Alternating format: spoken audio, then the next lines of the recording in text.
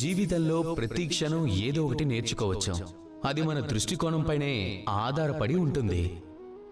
ఎలా అంటే, నాకు నదంటే చాలా ఇష్టం. నదిలో ప్రయాణిస్తే నాకు చాలా సంతోషంగా ఉంటుంది. ఎందుకు?